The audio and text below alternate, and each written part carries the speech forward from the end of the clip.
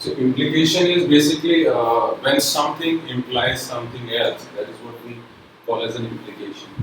And mostly there are, you could say, uh, clauses which are used for it. Like, I mean, for lack of any better word, like just like connectives you have.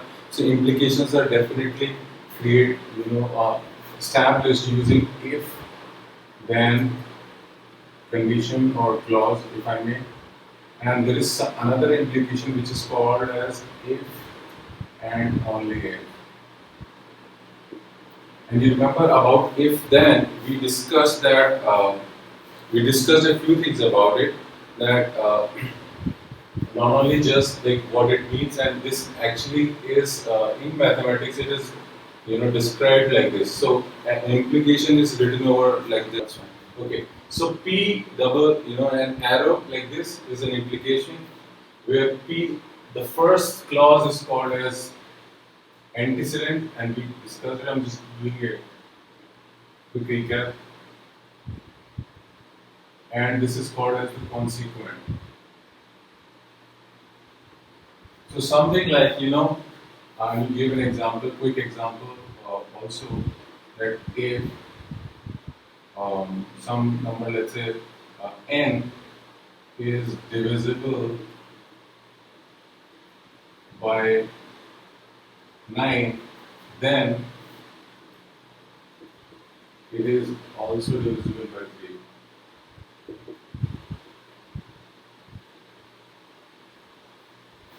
Basically meaning that if you know that the first statement, and you can consider that this is to be the component statement.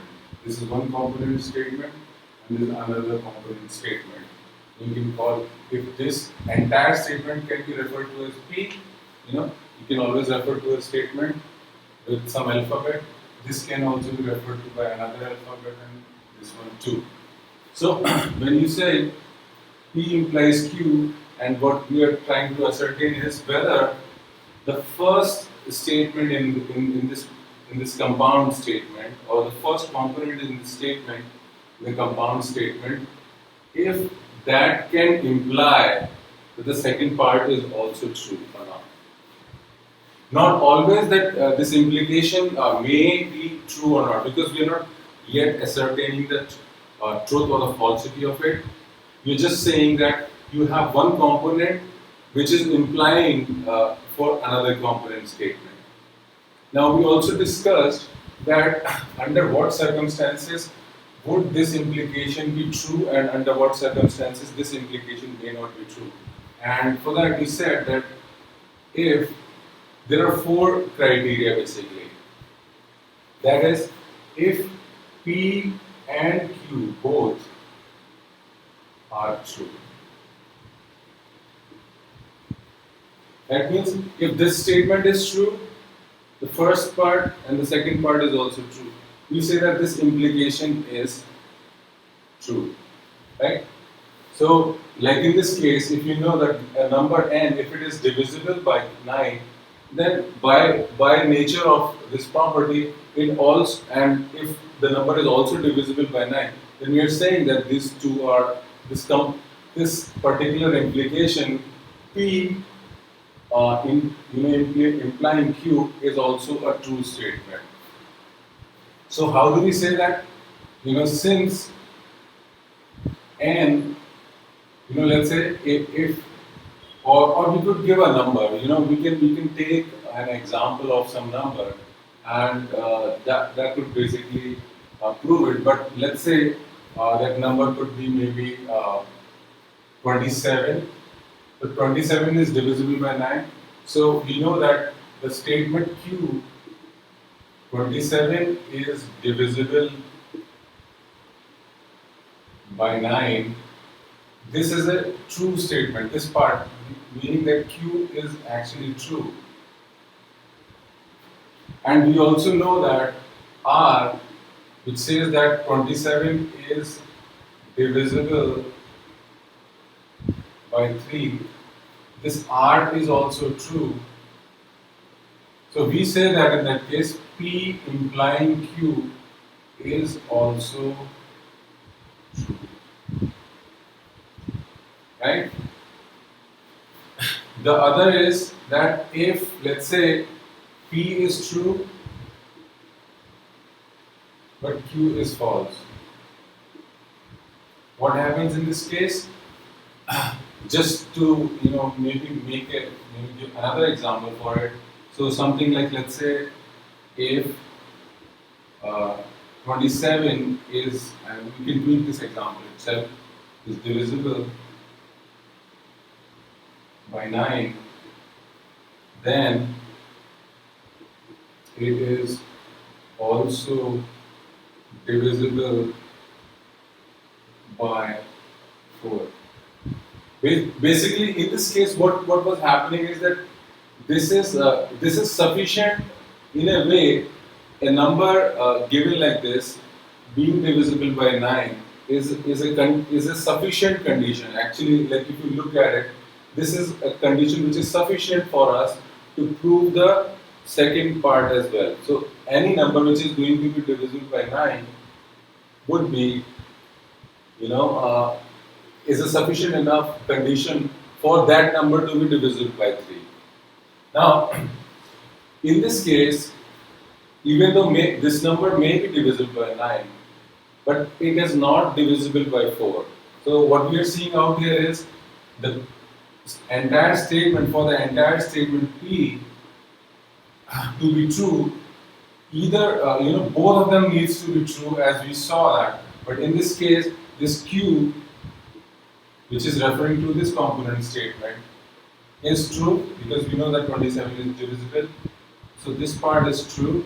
But R, which is referring to the number is also divisible by 4, is false.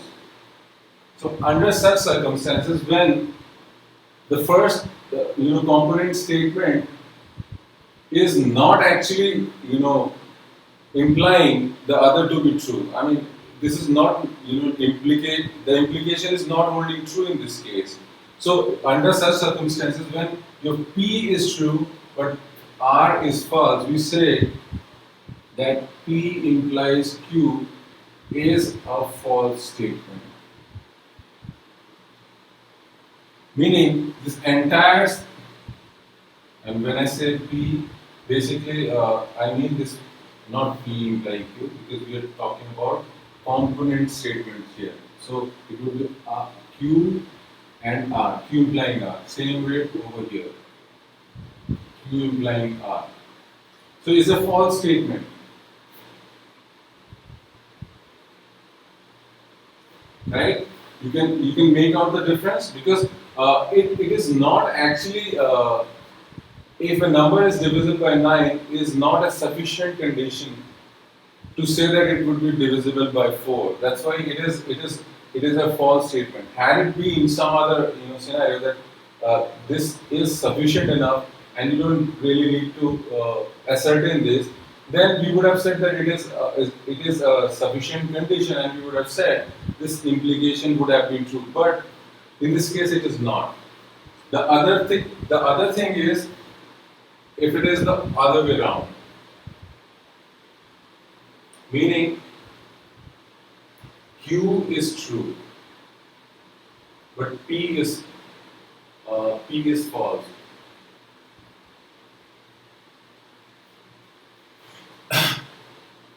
So when we say P and Q, I'm actually referring to the consequent. This is a consequent. Even though I've used slightly different alphabets for it, but you can still understand that when I say R, the one which is written later is the consequent, and the one which is written up, initially, that is the antecedent. So in this case, what we are saying is that your antecedent is actually false, but your consequent is true. Meaning, out of this is known to be true, and this is false. So an example of it, again, we can create by just reversing these two conditions over here. So a statement is like, if 40 or 42, or what number we have, if 27 is divisible by 4, then it is divisible by 3. So in this case, as you know, that this part is known to be true, false, meaning your P is false and this is known to be true. 27 is divisible by 2, so this is true. Under such circumstances, we call this entire implication to be true. P implying Q is considered true. And it is not like, I mean, the, it is more from a consistency sake, basically.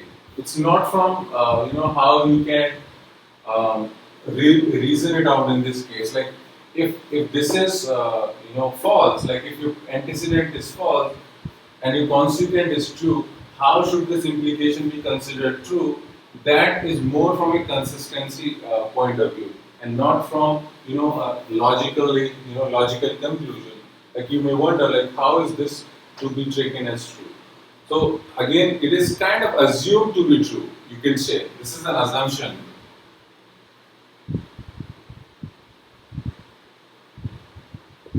Okay. And the last but not the least, which is out of the four, something which we say is when both of them are false.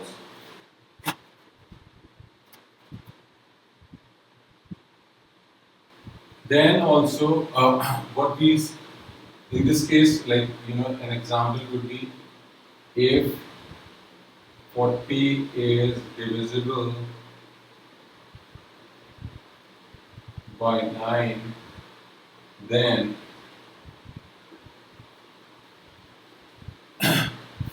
then it is also divisible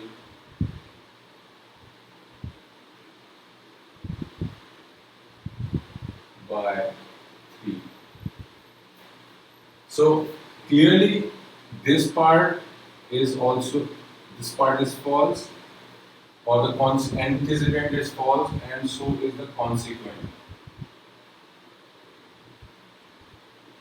So under such circumstances, what we take is P implying Q is taken as true.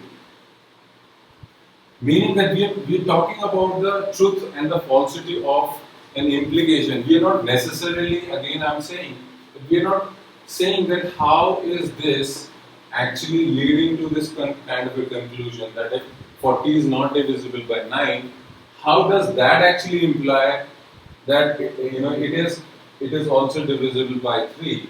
So that may be logically taking a very unique stand, but from a consistency point of view, we again take this implication as true. Meaning, if you can prove that the first part is false and the second part is false also, then we can take this whole thing as true. That is what it actually means. It may be possible in certain circumstances that the first part is false, and you can also independently prove the second part as false. Then under that circumstance, we would take this entire implication as true. Is all it is actually trying to say. Okay.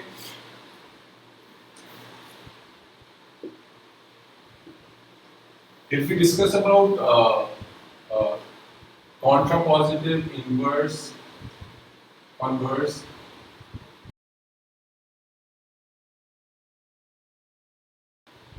So alternatively, what is also possible is that the if and then implication can be written in alternate forms also. Like basically meaning that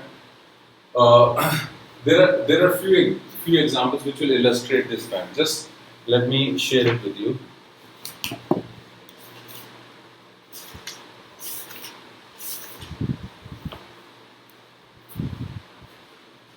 Okay. So if then else, if then also implies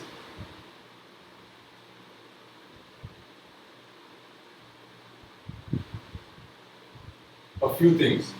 One of them being that P is sufficient for Q. If somewhere it is written in some of the statement, it may be that given that the condition antecedent is actually a sufficient condition for the consequent. It is quite possible. Just like in the example, if 27 is divisible by 9, then it is divisible by 3. If you look at this P, which is actually 27 being divisible by 9, is a sufficient condition for the divisibility by 3. Yeah? So this is under such circumstances we can say that actually this statement implies a sufficient condition.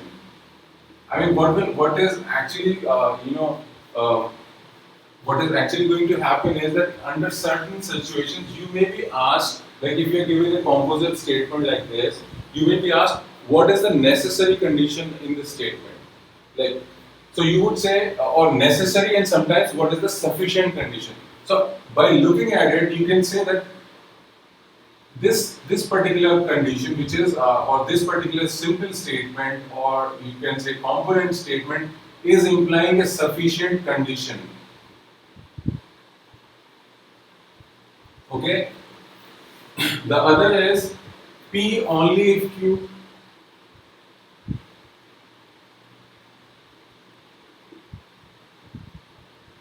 That P can only happen when Q is possible, not otherwise, is what it is trying to imply. Say, just to give you an example of this, so we can only say that only if a number 27 is divisible by 3, is it possible for it to be divisible by 9. Only if it is, again I am saying, only if it is possible that 27 is divisible by 3, is it possible that it will be divisible by 9 and not otherwise. So imagine there was a number, let's say 14, and that number is not divisible by 3. So that means just checking that it is not divisible by 3 is going to imply that it will not be divisible by 9, because P is only possible when it is possible for the Q to happen, right? So in a certain situation, this could also be required to be ascertained that P only if Q, only if Q is possible can P happen, is what it is trying to ascertain. So as you can tell by this that Q looks like to be an important guy. It is what we call as a necessary condition. Q is necessary for P. So it is necessary for 27 or a number. It is necessary for a number to be divisible by 3 for it to be also divisible by 9, is what we understand from this. And these are again variations of if then, implication can be given in any of these forms also. Sometimes the conditions are given where you have written it in a form like this, that just to give you an example or different example, it could be that the banana trees will bloom if it stays warm for a month.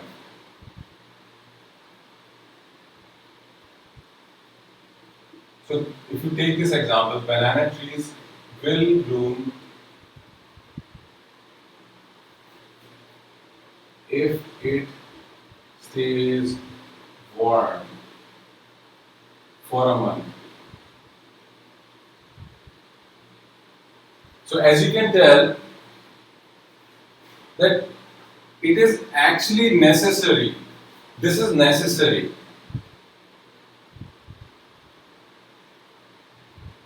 Right? It is necessary for it to be warm for a month for the banana trees to bloom.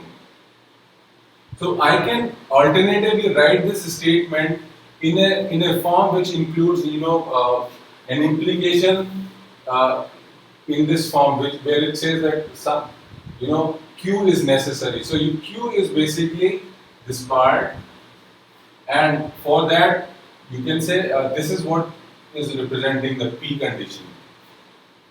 So alternatively, I can write this one as if it stays warm for a month.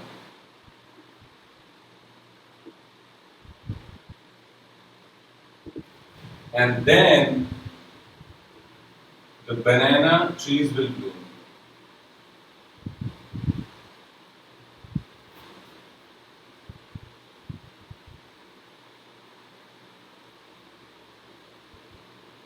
So a statement like this can be written into an if then else implication.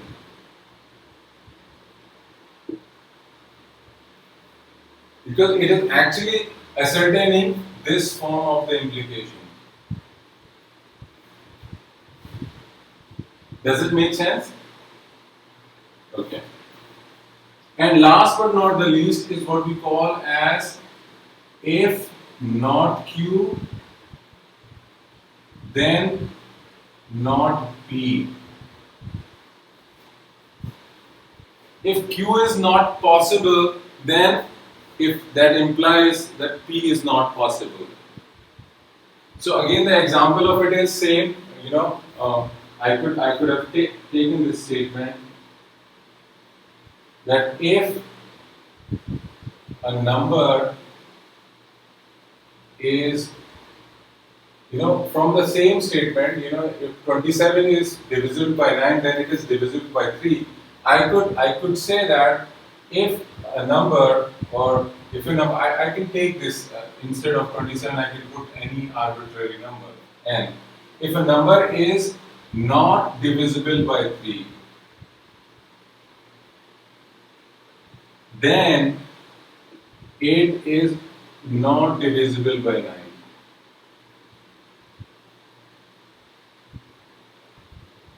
So this part actually is representing the not condition of this end, consequent, which is in this case it is divisible by 3.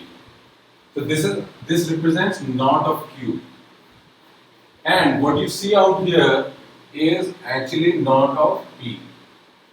And it makes sense also. Like if you are saying that this is a sufficient condition, as per the first statement, way of implying, if this is a sufficient condition for the consequent to be, true, then the opposite should also be true, right?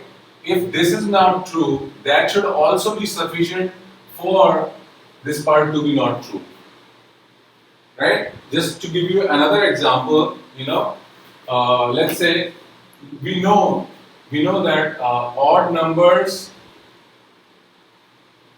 when squared, they also give you odd values, right? So if you take any number, let's say odd number, 1, 3, 5, and so on, and you try to square them up, you'll always find that they result in odd values, any of them. So an alternate this can be written out as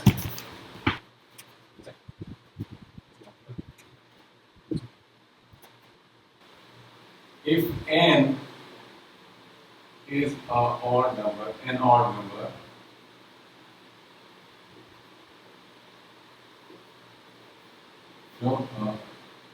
if it's then its square is also an odd number.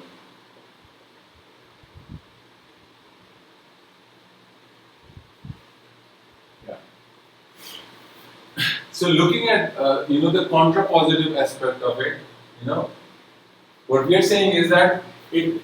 By the way, if you look at all of them, then you can say that n is an odd number. That means if you know that it is sufficient that n is odd for its square to be also odd, right?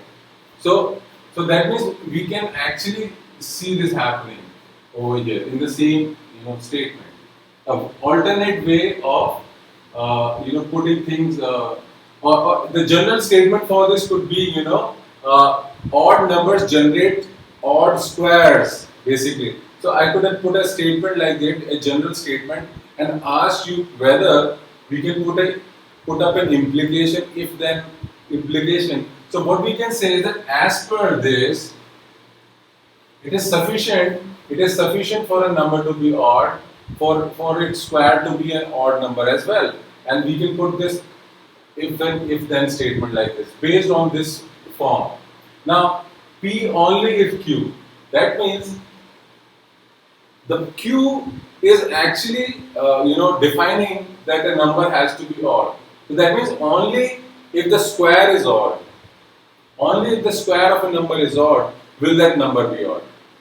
That also makes sense, right? You can't have a square which is odd but whose the base number is not odd. That's not going to be possible. So P is only possible when Q is possible. So kind of stems from this that Q is kind of more important. So it's necessary, absolutely. So we can also say that it is necessary for the square of a number to be odd, for that base number or that number n to be odd as well. So Q is necessary in this case. Now, from a contrapositive perspective, and we were talking about this, which is what we call it contrapositive.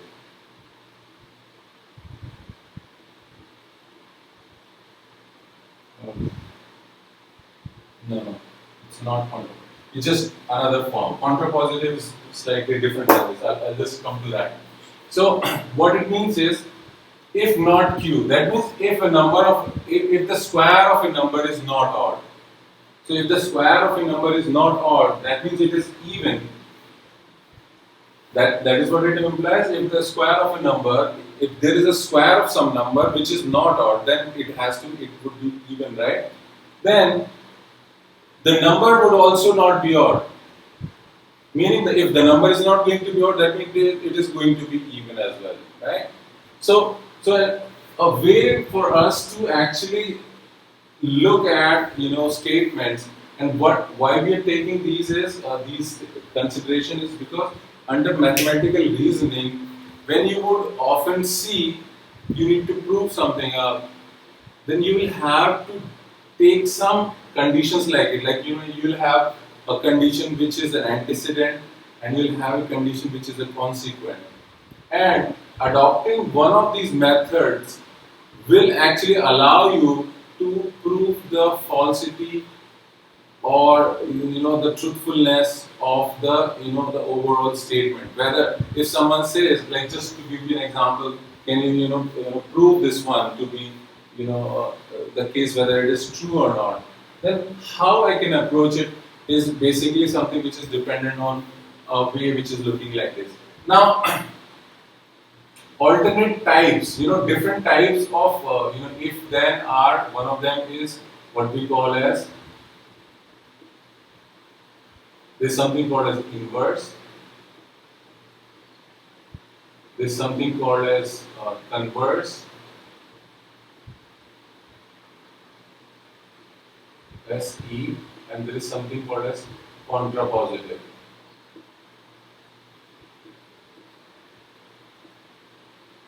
So that means when we are saying these are alternate forms, that what would be the inverse of an implication P implying Q? What could be the inverse of it is what we are trying to find out, and what is going to be the converse of it, and what is going to be the contrapositive of it. So the contrapositive is basically if P implying Q is actually if P is implying Q is a statement, then the contrapositive is if not Q, then not P. And which is actually what we did, like the fourth one over here. If not P, and I kind of rubbed it up, but this is actually contrapositive. If the Q condition is not true, then the P is also not true, is what it is trying to. So one of the ways of proving things to be true, if you want to prove an implication to be true, you can alternatively prove this contrapositive to be true. And once you prove this, we would say that if this is true, then the original implication is also true. Meaning, let's say, if you want to prove this, like the statement which we have given, and you are not sure how I can directly prove it, okay? And it may appear that I can prove the contrapositive aspect of it much easier.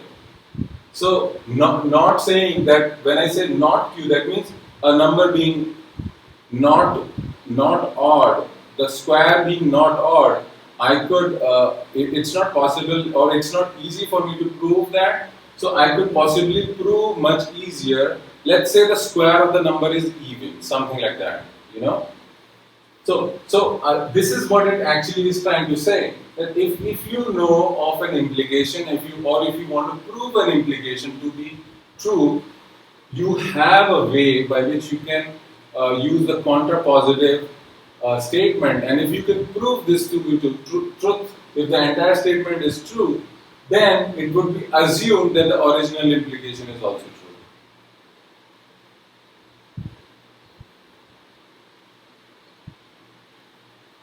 Not necessarily. Like in practice questions, I would give you that okay, use this method to prove something. But when you're understanding the concept, right? So elsewhere, when you see a situation where you need to prove something to be true, you would have the freedom to adopt the different methods. Okay, so you're just learning all different aspects so that we can, take them to the truth. Now, what is converse? So again, I'm saying these are alternate forms. Doesn't actually, I'm not implying that if you can prove either this or this or this, then the original implication is true. No, I'm just saying that a statement.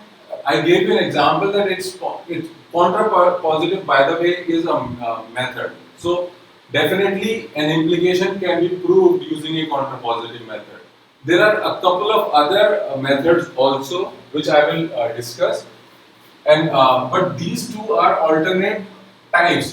Just like in the case of an implication, P implying Q, an inverse actually stands for what an inverse stands for is if not P, then not Q.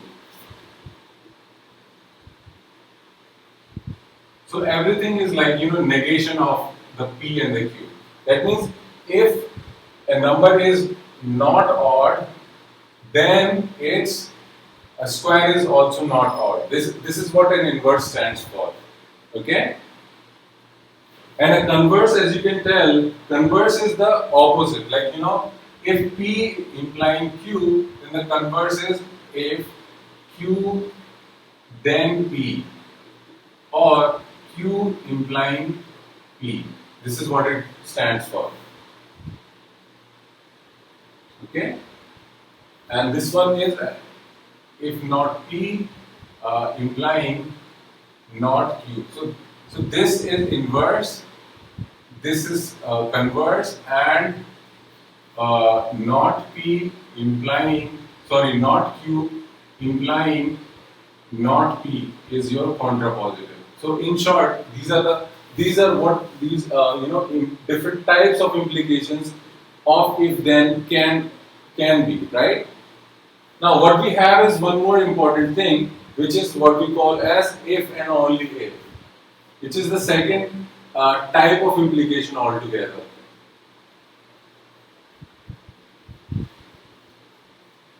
If and only if. And these are very commonly used in. I've seen the use of it in a topic called as function sets. Where you need to prove uh, certain. You familiar with the concept of set, right? A little bit. How about subsets? Have you heard what is a subset? Correct. So subset is a part of a set, right? As you can tell. Sometimes we need to prove, you know, two two sets are basically subsets of each other. Like I mean, A is a subset of B, and B is a subset of A. It may look strange, by the way, but it is possible that A is a subset of B and B is a subset of A only when A is actually equal to B. And when I say subset, subset doesn't always have to be a smaller set of it. It can be the exact same set also. So me being a subset of myself, something like that, I'm exactly myself, but I'm also a subset of myself. Is what it actually stands for. So this implication and this implication. So it actually is possible when both the sets are true. So we kind of write it as only if A or A is a subset of B and B is a subset of A only when A double arrow B, and this double arrow is what actually this stands for. So when we say if and only if, then I mean that if P or you could say if P can actually imply Q and Q can actually imply P, and if these both statements are possible, then we say that P double-sided arrow implying Q, and this is what we call as if and only if condition, statement. Meaning which, like if I were to actually put something, an example for it, then an example could be that if you look at all equilateral triangles, if a triangle is equilateral, then all its angles are equal. You can say it is equiangular as well. So something like if a triangle is equilateral, then it is also equiangular. Meaning which that it doesn't matter, like, so what you may have seen in this case is that if a triangle is equilateral, then definitely it will also be equiangular. It will have equal angles, right? At the same time, if I were to write if a triangle is equiangular,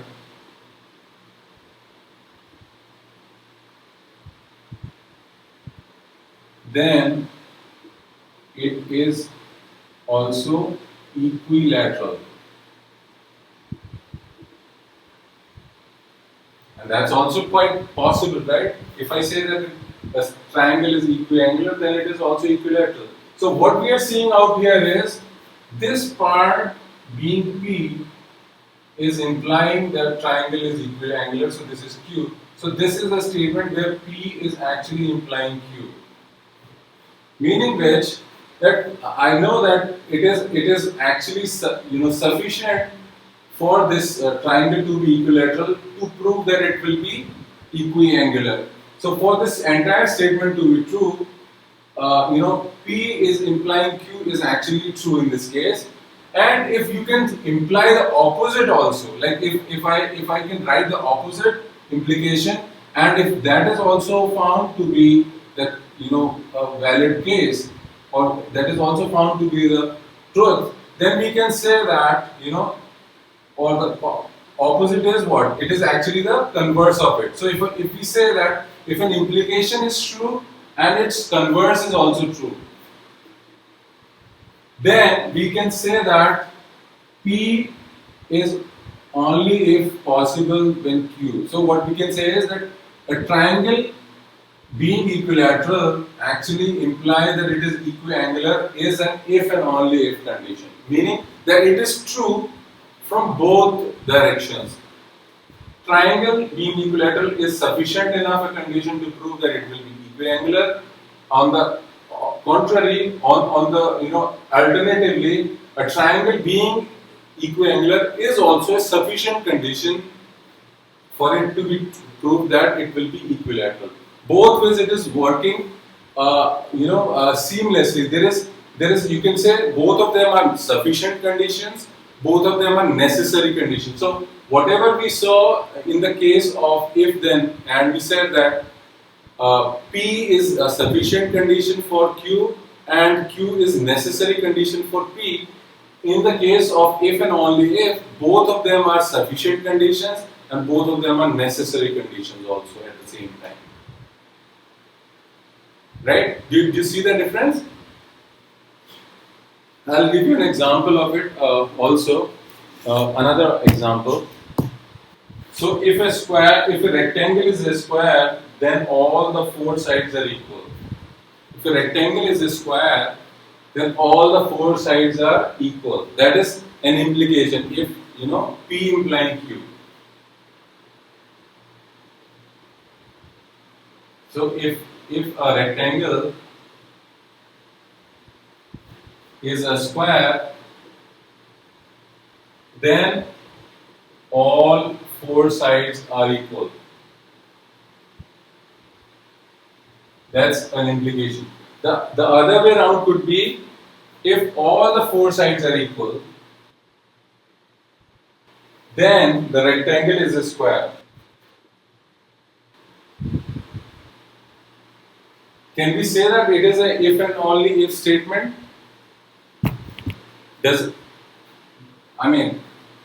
These two, like this is A and this is B. So if you can look at it, do you think P implying Q also actually implies Q implying P in this case? It's the converse, right? And it is actually making sense also that whether the four sides being equal, you take this as a sufficient condition, then it would say that the rectangle is a square. And also, if a rectangle is a square, is a sufficient condition to say that all the four sides are equal. So this is a if and only statement. So we can write it as P double-sided arrow Q is actually true in this case. Alright then, that is what I had to cover today, and I'll post some more questions around it, and I'll see you in the next class in that case, okay? Alright then. Yep, bye.